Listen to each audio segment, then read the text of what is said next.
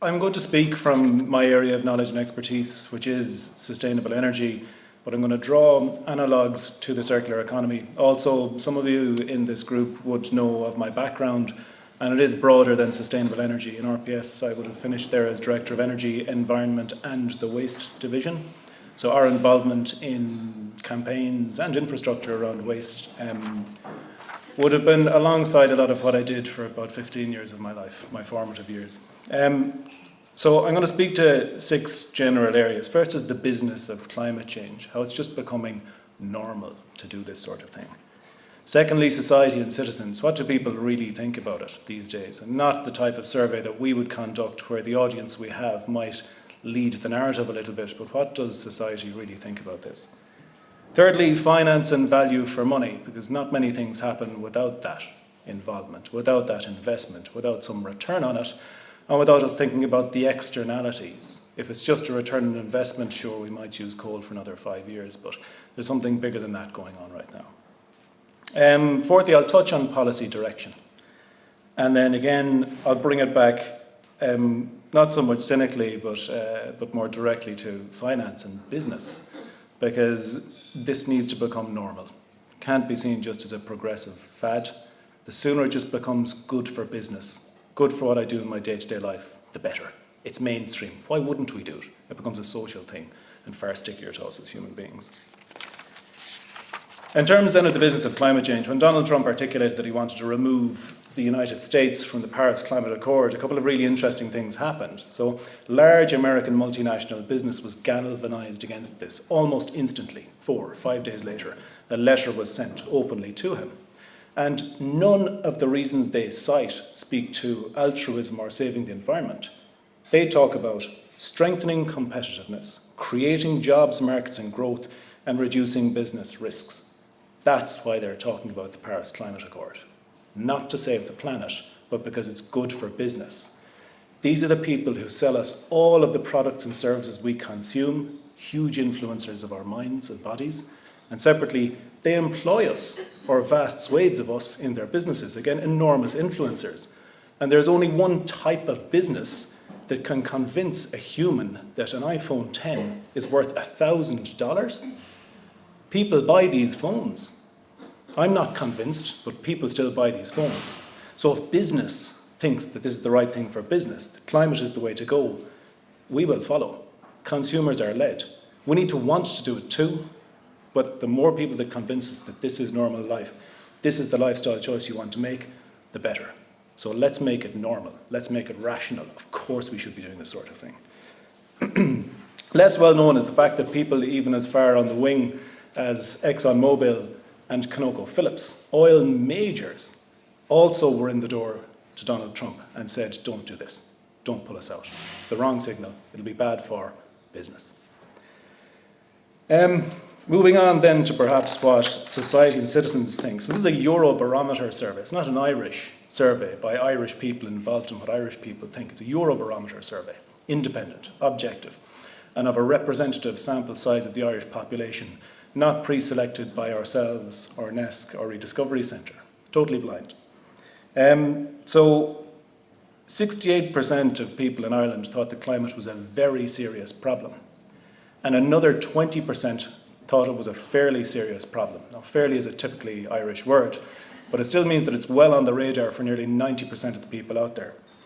Importantly, over a third felt that business needs to play a leadership role in it. And separately, again, nearly 90% felt that fighting climate change can boost the economy. There doesn't have to be a green premium on things. This can boost the economy locally, regionally, nationally, and internationally. So there's opportunity there. It's not just a cost for our souls. There's opportunity there for people in their daily lives and daily business. A key area I'm going to pick out is perhaps finance and value for money, and I'm not going to major on it, but it becomes very, very important after something like this gains its first pieces of momentum. Sustainable energy is now mainstream. It's just a good use of capital. The risks are very well understood. It competes pound for pound with oil and gas and coal in lots of different jurisdictions. And it took 20 years for it to get there, but it's there now. I think the amount of green finance activities in Ireland is staggering. And when a green investor, an ethical investor, an activist investor invests in your company, they tend to be stickier to your company, so they will stay for longer. And separately, they are more motivated to advise and to involve themselves in your company. So they bring a greater value to your company. And that type of fund is, again, on the increase. People want to fund this sort of activity and help support these types of businesses. Also, structural investors, pension funds that look at the 15 and the 20-year period, they're becoming interested in this too. So again, it's becoming mainstream. People see that it's just good for business, just good for the economy. And the more of that, the better, frankly. In terms of consumer tech, this is one of the trends, and it's an analogue to what I believe could happen in the circular economy. Policy and regulation is responding to consumer demand. The consumer now wants to be actively involved in the energy they use. They understand that if they want an iPhone and an iPad and a flat screen TV and a couple of different bedrooms, it's not going to cut it anymore to say, but we don't want any of that generating capacity, and we don't want any wires, and we don't want smart meters. They're entangled with one another. Intuitively, people are starting to realise that. So they want more control over what that means. So this desire to participate more that's evinced in technologies like Hive and Nest and other things like that is being paralleled by cost curves for some of these things. So basically, PV panels have come down 80% in the last 5 years. They will soon be affordable to people on their rooftops. Maybe not tomorrow, maybe not next year, but soon. Smart meters will come in. They'll allow you to control, to interact with your energy use an awful lot better. And EU policy is now matching this. The new Clean Energy Package says you have a right to generate, you have a right to export, and you have a right to get a market price. Imagine if that sort of very clear logic was applied to the circular economy. You have a right to reuse, remake, recycle. We'll create the economic and regulatory environment to sell that locally, and in fact we'll promote it. We want you to do these things. So if we can do it in one pillar, why not other pillars? And again, finance is now attracted to this. The consumer decision-making process is more important than ever. A separate thing to note is that if we convince the consumers that this is just the right thing to do in their day-to-day lives, a group like this can influence political will, right? We can go in the door, we can talk to our minister, we can talk to others, and we can push them in different directions and say, isn't this a good idea? But political will is derived from voters. Big difference between it existing and you nudging it in a different direction. If the voters, the humans, the consumers, want this to happen, and that's communicated to our politicians, the bravery to go against the norm isn't a problem anymore because they're going with the norm. So again, the sooner this is embedded as common practice, good practice, by the people we buy products and services from, the people we're employed by, and ourselves in our smaller businesses, in my home, in my local community, with my friends, the better. Let's normalise this and shine a light on those examples where it has become the norm, it has become a business for some people. I'm watching time a little bit now, so I won't go into the nerdy area of energy policy direction, but again, it's a general tendency towards normalising more sustainable practices, whether it's energy efficiency, which is just a reduction in consumption, again, an analogue to the circular economy, or whether it is smarter use, which is using, storing, perhaps considering batteries, EVs, that sort of thing. All of these things, that localised management, localised use, localised sharing of value is becoming a core principle to the European Union. And if it can work in energy, which granted is easy to send up and down wires, it could be applied to other areas of resource, including what we would have once considered waste. Finally, just 3 key points to my mind. Policy, regulation and planning must create the right environment for the circular economy. I don't think it's there yet, but I think that the direction being taken is a positive indication across a few different areas. Government and state bodies aren't the sole determinant of or constraint to success. And I say this to the renewable energy industry as well. It's not good enough to sit and to point fingers at that policy and that regulation and that entity and say, you're not doing enough, you're not doing enough, you're not doing enough. Get up, stand up, influence in advance. Say, I see that policy being developed in the EU, that's where I need to nip it in the bud. Or, I see this SI being produced in Ireland, that's where I need to nip it in the bud. And start spotting these things a couple of years in advance. That's when it really matters, before the penny drops. So I'd encourage you to see what opportunities you have there and get in advance. That's the best chance you have. And finally, business must drive the change. This isn't me in the public sector saying you have to do it all, guys. It's me again echoing the fact that when this becomes a normal part of what we do, when it's just good business, whether in your cottage industry, whether with your mates, whether large-scale multinationals, when it's just what we do, there's a power in that. Because we are consumers, we are led, and we need to control that dialogue a little bit more. I'm really, really chuffed at where the Rediscovery Centre has come over many, many years. I would have met Sarah probably over a decade ago at this stage in Ballymun Regeneration Limited. And I'm proud to be standing here, to be honest with you, to be able to have a chat. I truly believe in the circular economy. I left the private sector to move into the public sector to try to make a difference, bring things to a better place. And the fact that this level of interest is here and can grow, I think is heartening. So have a great day, and I wish you every success.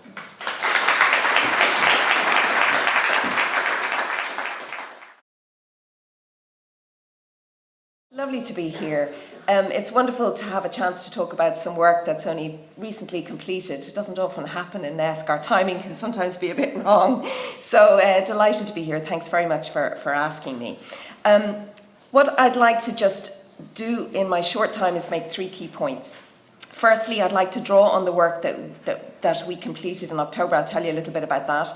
It was basically a number of case studies. Dr. Simon O'Rafferty is here, which is great, and he can answer any questions about the case study work if you have any. And what that case study research really showed us was that there was momentum, innovation and potential in Irish enterprises, both social and commercial. So I'll talk a little bit about that. Secondly, I'd like to make the point that really we don't know the full potential of the circular economy yet. So we need to dig a little bit deeper to really discover some of the economic, social, environmental potential. And thirdly, I think we need a richer understanding of what the transition to a circular economy actually requires. And I think Anna alluded to that in her opening remarks. You know, what are the policy measures? What is the behaviour, the social and economic sort of context for Ireland that really will deliver the circular economy? And I think it's important that I'm talking about Ireland today, but I wanted to make the point that a lot of innovation is happening globally, internationally, and we're very lucky. We're going to hear from the Zero Waste Scotland later, but there's many interesting things happening at the EU level with the European Circular Economy Package, the World Forum Circular Economy in Helsinki last year, which is now going to be in Japan. There's many different sort of innovations in the Netherlands, where I've just been visiting, talking about energy, but they're very much focused on the circular economy as well. So while we're in an Irish bubble, we need to look up and be cognizant, I suppose, that the thing about the circular economy is that it's as much about relationships as it is about digging deeper into sectors and processes. And I think when you're looking at the circular economy and you're thinking about raw materials to the end of life, you're looking at it in a more systemic way in Ireland and globally. You need to sort of think about taking a bird's eye view for key sectors, for materials and processes within Ireland and beyond, because this is what's going to be required to have a better understanding of how to create more closed loops and retain key materials and products in use for as long as possible. And some of these loops will never be fully closed just in Ireland alone because of our size. So we rely on what's happening in Europe and internationally to really develop the regulatory and policy frameworks that we can interact with. Because also we need to remember that every country has their unique set of capacities. Whisky in Scotland is one of them, I know, and in Ireland we have our own strengths, constraints, and we need to really think about those for moving forward in the circular economy in Ireland, because it's both within and across, and that's one of the sort of frameworks that I just wanted you just to think about as we go along. So the research that was commissioned by NESC and Simon O'Rafferty so excellently did was a short piece of very in-depth work where he went through 10 case studies in Ireland. Now, I won't go through them all, but I think what's interesting, and I was asked particularly to talk a little bit about the economic potential of the circular economy, is just to look at some of these companies. We've WiseTech, and they're basically a responsible IT recycling service in Cork. They employ nearly 200 people, and they reduce what goes to landfill through their WiseTech market of IT equipment. Then you have Enrich, based in County Meath. They're one of Ireland's leading manufacturers of peat-free compost and soil products, employs 18 people. And interestingly, thinking about some of the enablers and barriers to developing the circular economy in Ireland, Enrich was one of the companies that bet its business model on the idea that we'd have a brown bin and that brown bin waste would be useful to them. And of course, it didn't really arrive into the level that they were expecting. So they had to be really creative about thinking about other ways to keep their business going. Wellman International, perhaps the most I suppose, internationally recognised, employs over 270 people now. I've been hearing interesting things about their developments in America. They take polyester staple fibre from plastic bottles and they develop new fibres for all sorts of different products. Very interesting company, established in 1973 in Ireland. You have XSM, again, low carbon cement, Exogen, based on energy, on waste heat. So, really interesting commercial, I suppose, enterprises, but clearly we're already standing in one of the really interesting social enterprises, because we were very delighted that Rediscovery Centre could be one of our projects. And I don't need to say to you what they're doing, because you can see it all around you. Smile Resource Exchange, Ireland's industrial symbiosis service. And clearly what the research, which, as I say, Simon could talk to you about, shows that there are economic benefits. These enterprises are not just doing it out of the goodness of their heart. They're motivated because they see economic potential. They see social potential in the job creation. They see cost savings and value creation. But they need enabling conditions to nurture and support their innovation. So the second point really is that really we need to think about reaching the full potential. And by the full potential, I mean job creation, reduction in scarce raw materials and natural resources, and resource efficiency. And in jobs alone, one study by Veolia estimated 5,000 new jobs could be created, and that's just in Ireland in relation to plastics, paper, glass and wee products. A similar study estimated 5,500 in the north. Dutch and UK research have pointed to 50,000 potential jobs in this area. So there is a huge potential growth area in jobs. There's also a tremendous socioeconomic value in relation to, I suppose, enterprise development and using resources which were previously considered as byproducts and waste, particularly in rural areas outside of Dublin. It doesn't have to happen in cities. And this kind of innovative business models that we already have in Dublin Bikes, Go Car, Food Cloud, I'm delighted to be tasting some of the wares today. Travel mobility, there's a hugely innovative pocket of industry that's related to the circular economy that's developing. And eco-design, some of these areas may take longer to develop in Ireland, but that's clearly an interest in other countries, and it clearly is at the heart of the circular economy. So there's finding new ways of using existing materials, finding new materials, nanofibers, cellulose nanofibers from wood for a new kind of plastic product. There's manufacturing kind of opportunities using waste streams, alternatives to petrochemicals, products, materials.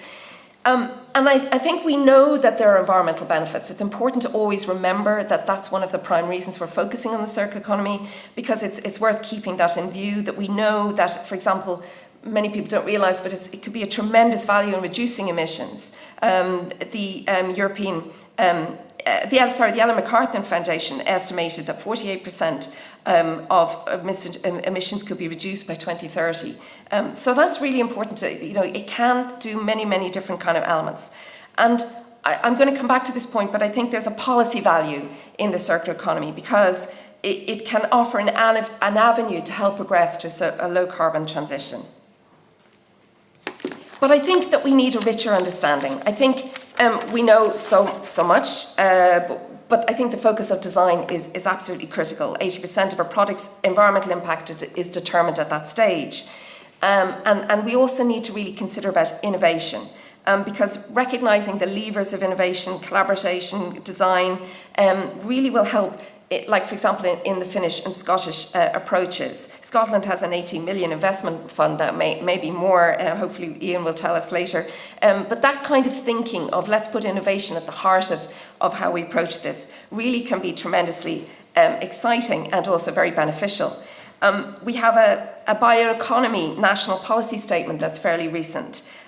We also have a Beacon Bioeconomy Research Centre. a biorefinery plan for Lachine. So there's tremendous activity in the bioeconomy, and I think it can be considered to be the biological engine of the circular economy. There's many ways in which we can align the two developing interests. Because they're all focusing on the life cycle, the environmental impacts, and sustainable sourcing of materials. And I think it's important to recognise that there is tremendous complexity in the circular economy. And it's only when you dig into the life cycle of particular products, of material flows, that you begin to really understand the value of digging deeper. And you see those interconnections between different sectors. And the last point I'd like to make in this section is really that we need to develop a shared understanding, because there are many different narratives about the circular economy. I was struck at our event that we had last October, where we're talking about the library of things in the same breath as we're talking about a biorefinery, all sort of being interrelated with the circular economy. And one has a very sort of community social function, regenerating communities and providing a service, and the other is very commercially driven, looking for new business opportunities. So I think we just need to try and balance the social environmental considerations alongside the economic and governance challenges. So lastly, I think, as I said at the beginning, the circular economy does have added policy value. We don't in Ireland yet have a dedicated national circular economy strategy, but it requires systemic innovation with multi-level interventions within and between sectors and across value chains, and a strategic overarching policy focus. So we really need to think hard about how we might get there. And I think it's really important to think that it's not a destination in itself. It's got to help us get to a low-carbon society. And I think supporting innovation and circular entrepreneurship, as I mentioned, is really important. And I also think that job potential is something we need to keep reminding ourselves, because it can help in develop, the sustainable development goals, climate action, but also critically community development in rural and urban areas, inner city areas, disadvantaged rural communities. That this is a really important aspect that perhaps hasn't received enough discussion in Ireland.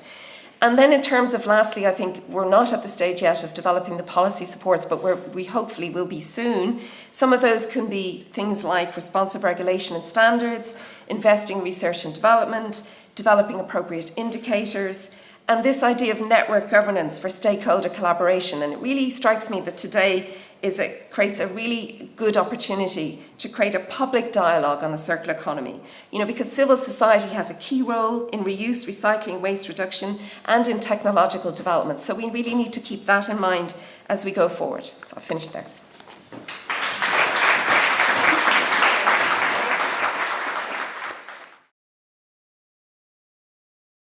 We're going to take a quick break here in terms of the presentations to open up the floor for some questions. So does anybody have any questions for our first two speakers, for Jim or Jeanne?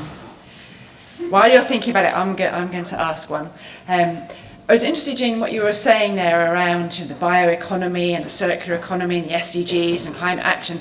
I wondered whether you felt the term circular economy was big enough to capture what our ambitions are here, and should we instead be talking about the circular society? Anna is always very interesting. I fondly miss you on our council for asking those kind of difficult questions. Usually I didn't have to answer them at our council. It's all right. I think you're right. I think the societal elements of the circular economy have not yet fully been discussed. I don't know whether we can just come up with a new term. I agree that economy is an important part, because I think, as Jim is focusing on, we have to get business on board here, because it is embracing the commercial opportunities, but I think the societal aspects are really fundamentally important. I think what we need is an overarching framework where we can look at this low carbon transition. What kind of a society do we want to live in 2050? We know we need to have no carbon in terms of our energy and heating and transport systems, but what other aspects of society do we want? And the circular piece, I think, needs to be more discussed, I think, as to how that can help us get there. Thanks. Jim, do you have any kind of response to that? Yeah, I think you're kind of hitting the nail on the head, and I think it's okay for us to talk about CO2 tons and low carbon and that kind of thing, but a human doesn't talk in those terms. They're too abstract, frankly. With our Sustainable Energy Communities Network, what we're finding is that when people on the ground, we give them a few quid, and they map their own community, all the businesses, all of their homes, all of the public sector structures and I suppose services that are out there, and they decide, well, look, that's what our community looks like from an energy perspective. Here's the pathway we're deciding for our community. And they become so tacitly involved in it, that they just accept that this is the way to do it now. And I think the behavioural sciences piece becomes extraordinarily important, something you're at the centre of, Anna, frankly. And we're seeing it becoming more important ourselves. Things have to be easy, attractive, they need to be social, and they need to be timely. You just make it easy for people, make it understandable, and then of course it's the right decision. Of course it's the thing they want to do, you know? Thank you. Great.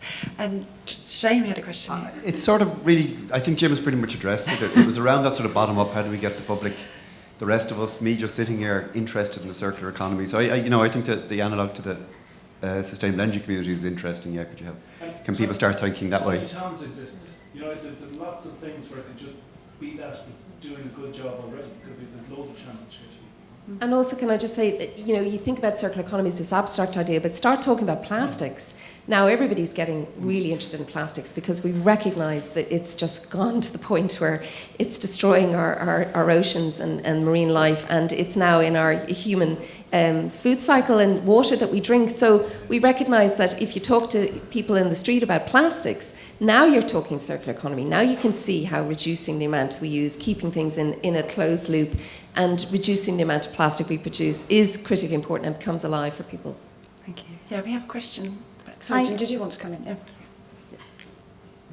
Hi, I'm Aideen O'Doherty from UCD Business School. I just have a question about the role of business in sort of sustainable production in terms of the circular economy. So how do we deal with the tension of businesses wanting to sell more stuff? For example, if you take an organisation like, say, Marks and Spencer, which would be brilliantly innovative in things like in the circular economy and reducing emissions, but still their goal as an organisation is to sell stuff, is to promote consumption.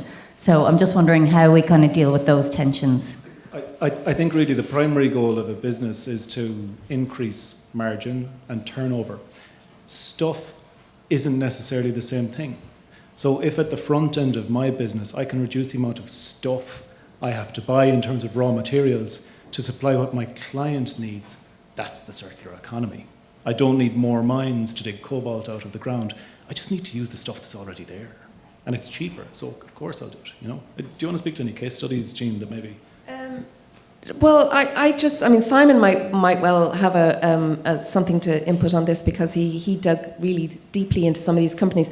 But I do think there are some tensions out there when you're talking about this sort of a degrowth model of society and where it's heading, and this idea that we're consuming a lot of stuff. But I think there's room for both in the debate, and I think critically Marks and Spencers are leading in the idea that yes, they still want to sell products, but they're going to make them as environmentally and sustainably efficient as possible. And I think, and IKEA, another really interesting organisation, who are looking at replacing all their packaging with things that are biodegradable. And so, I mean, I take your point. There is a debate to be had. I'm not going to resolve the debate today, but I think it's important to air it, and maybe Simon might have a case study that he'd like to. Sorry, I'm going to go again. It's just interesting in a couple of different sectors where business models are changing, right? So people own a building. The building is now being used an awful lot more than it did because of social platforms like Airbnb. People own cars. Their car is now being used an awful lot more when it's free. So you're having different ways of demand meeting supply for services and products. And I think that that's going to increase. And there are analogues across other sectors. Energy, for example, as well. It's all about basically for the supply that's there, let's make it as efficient as possible to meet that demand. And I think that that's likely to cut across a couple of other pillars. And I'm genuinely excited by it, frankly, because if we look at the amount of traffic in our cities, which is really a spatial planning and traffic planning problem, don't get me wrong, that is one of the ways we can do it. In Lisbon, there's some really exciting work going on around this. How do we look at our fleet of cars? Pretend the city owns all the cars in the city. How do we make that work for the city? I think there could be more of that, you know. Yeah, I think that's really interesting. I remember having a conversation with Marks and Spencers around their Plan A products. We were working with them on some research on sustainable consumption through action research, which we called home labs, so working with householders. And the first conversation started with one of their employees saying, well, how is this going to let us sell more stuff? And we were saying, well, how about it makes you sell better stuff? So moving from quantity to quality and how to embed that. But it's interesting that you mentioned there Airbnb and the whole sharing economy, another one of my kind of interests, because it just indicates that we need new governing structures to manage these new business models and to manage these sustainably. So, for example, there is the potential in sharing economies for there to be a better, efficient use of resources, but there also needs to be securities in terms of labour, employment rights, quality of life issues, ensuring that questions of ownership, privacy, security, all of these factors. And I think that this demands a great action and movement in terms of governance. But we have another question at the front here. Yeah. I was going to ask. There's a mic. I wonder if the stuff or more stuff wouldn't be a problem if the more stuff we were making was, it's to do with the way we make the stuff. If the more stuff could be reused and made into other stuff. So, for example, I noticed the floor we're standing on is screwed to the floor. So that's good because it's easy to maintain if we have to get to anything in the floor. It's easy to repair. But also, when we go to demolish the building, we can just unscrew the floor and reuse the boards. If they were glued down, we wouldn't be able to do that. What's the difference between gluing and screwing? Very little, actually. So, it's not it's not the stuff. It's the way.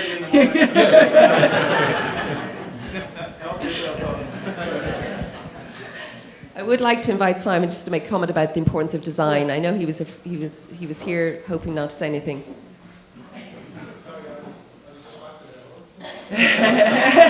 Talk about the importance of design. How long do we have? Well, I suppose my background is I trained as a product designer, and I suppose I spent more than a decade working with different sized companies, some very large and some very small, on design for the circular economy. And I suppose one of the challenges that we have is that I suppose different companies use design in different ways. And if you speak to product designers like myself, we've been told for a very long time that 80% of the environmental impact of a product is determined at the design stage. But designers do have a large responsibility. The further we move away from the decisions that are made at the design table, the harder it is to actually rectify any of the problems that are designed into the products. But we also need to recognise that designers are responding to commercial demands. So it isn't a case of just retraining designers so they can design for the circular economy. We need to be working with the business models and the context within which designers are working. So I would sort of say it's obviously very important, but it's a little bit more complex than I can explain in 5 minutes. Thanks, Simon. That's really important. Yeah.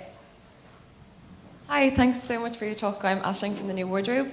I was just wondering if you think that the current way that we kind of use metrics to show the success of our business need to change in order for the circular economy to really take off. So do we need starting to take into account like the human cost and the environmental cost, as well as the monetary cost in making our products, and have that as an overarching way to show the success of your business?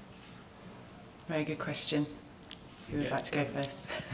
Yeah, I do. I think it's vitally important. I mentioned the word earlier. It's really hard to say this early in the morning, but externalities become quite a bit more important when you start talking about the environment and society. I think interestingly, if you look at ISIF, the Irish Strategic Investment, etc., fund or pension pot, they do have this double bottom line. So the first line is always going to be economic return. They must put in a second bottom line now that looks at something other than economic return. And that has to be either CO2 tonnes, social integrity, or other returns. And when I talk about ethical investing, I'm talking about something analogous to that.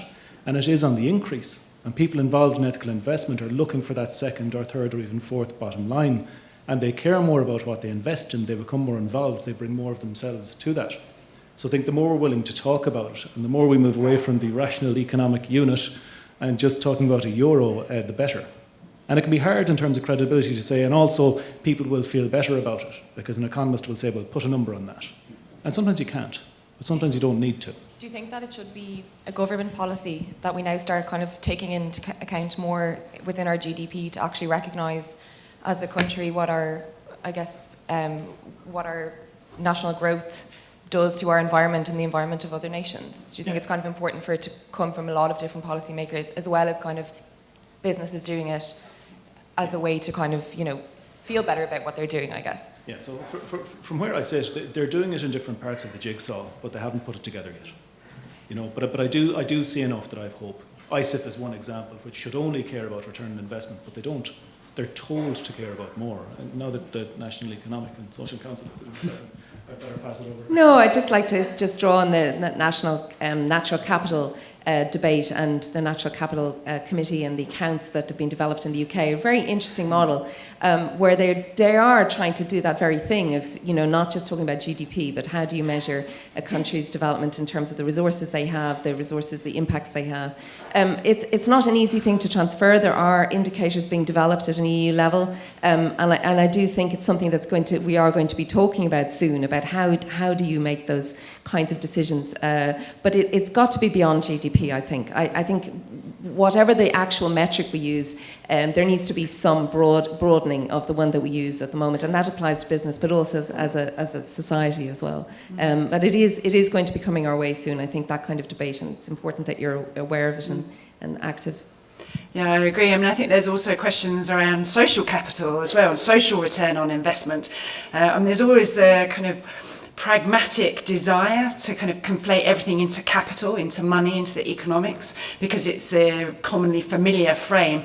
I think natural capital and social capital works only if they're considered to be equally as important and not a sort of subsection of the overall kind of economic capital. And that requires a kind of mind shift, I think, in the terms of how people read these figures, and also how we collect data on them and verify and justify them. So I think we've still got a way to go, even though these debates have been going on for 30 years at this stage. There's another question at the back.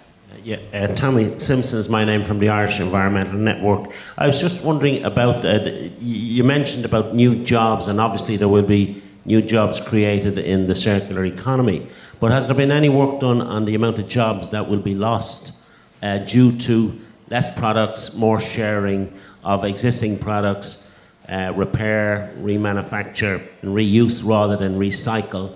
And obviously that's going to have a major effect on existing jobs where in manufacturing, and what has been done on that, or as Jeanne mentioned about the whole degrowth argument. If we're going to use less stuff, what effect is that going to have? Yeah, thank you for that question. Important discussions about a just transition to the green economy. So looking at how this affects mainstream business areas, and then how we're going to work with those constituencies to integrate them fully into this ideal kind of circular, more sustainable economy. Does any thoughts? I haven't seen research specifically into that myself. I know Ian, Zero Waste Scotland, might be more aware of some of the international research, but I do think that again, it's a debate that we're only just starting to have in Ireland in relation to climate change and reducing our use of fossil fuels, and closure of Bord na Móna plants. The whole just transition, as Anna said. Again, that discussion is happening in the Netherlands, where I've just been, and they're very much trying to look at some of those issues. There will be job growths and potential, and there will be losses. And in the circular economy, there will be losses, there will be growths, but they're going to be. It's how they're distributed and how they're managed, and I don't think anyone has a clear blueprint for that. So, but I think people need to recognise that there will be opportunities. They may have to reskill. Some of these jobs will be highly skilled. Some of them will be lower skilled. Because some of the design elements are very sophisticated, and some of the taking apart components might be done with a limited amount of training. So I think we need to keep an open mind about the possibilities, and also some of the companies are already recognising, for example, the growth of some of the trends that are coming our way. That digital trends. Artificial intelligence. There's a number of different global trends that are going to impact on how we make our products. So, I think people can't isolate the circular economy as one factor.